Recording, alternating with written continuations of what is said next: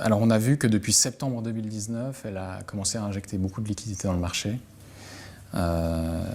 Est-ce que finalement, alors déjà vous pouvez expliquer en fait le phénomène de liquide de planche à billets, de création monétaire, et puis expliquer pourquoi en fait elle a eu cette politique et continue de l'avoir maintenant.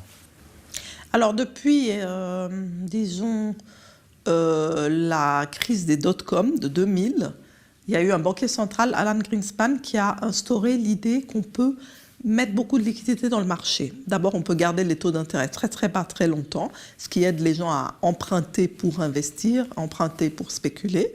Et donc, cette habitude, elle s'est un petit peu installée pour une banque centrale, au lieu de laisser les marchés chuter, de les assister vraiment en baissant les taux d'intérêt, en les aidant à remonter, mais artificiellement. Donc là, il y a eu la période Greenspan qui était après la crise des dot-com qui a montré que ça, c'était possible. Après, il y a eu la crise de 2008. Et là, on est allé plus loin avec des politiques encore moins conventionnelles. C'est qu'on s'est dit non, on pourrait éviter au marché de cracher en créant de la monnaie en quantité massive et avec différents outils pour que les cracks ne soient plus vraiment possibles. C'est-à-dire, si vous voulez, 2008 a montré qu'on a échoué à calculer le risque.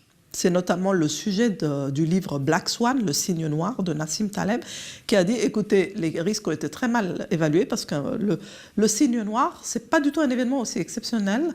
Les modèles ont failli à le prédire. En fait, il arrive beaucoup plus fréquemment que ce que les modèles prédisaient. Donc les modèles étaient faux.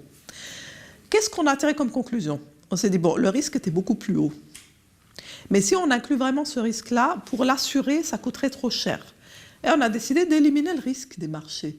C'est-à-dire, pratiquement aujourd'hui, il y a ce qu'on appelle le Fed Put, c'est-à-dire la garantie permanente de la Fed qu'en cas de crack, elle intervient. Elle crée de la monnaie, c'est-à-dire au niveau informatique, elle crée une certaine somme, plusieurs milliards, et en face, elle émet des bons du trésor sur les marchés qui deviennent de la dette que les gens peuvent souscrire ou qu'elle-même, elle va acheter.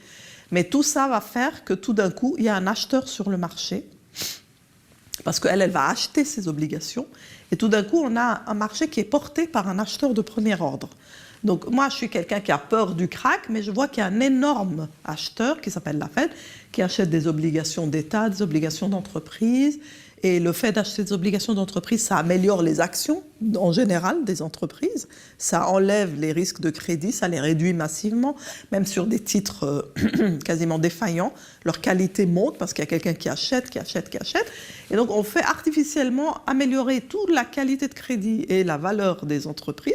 Et donc les gens viennent derrière comme des petits poissons derrière une baleine qui est la Fed pour acheter. Et on fait monter artificiellement le marché. Donc le marché, il est administré maintenant par une banque centrale qui a éliminé une énorme partie du risque à la baisse tout en maintenant intact le risque à la hausse. Ça veut dire que si les marchés montent mais de 50% par semaine, on ne va pas les stopper. On ne va pas les stopper, on va les laisser monter à l'infini. Mais si ça descend, on va mettre d'abord des stop-loss et surtout, on va se mettre à acheter massivement des titres sur le marché en tant que Fed, en tant que banque centrale, pour stopper le crack. Et ce marché asymétrique et avec un risque baissier totalement sous contrôle et administré,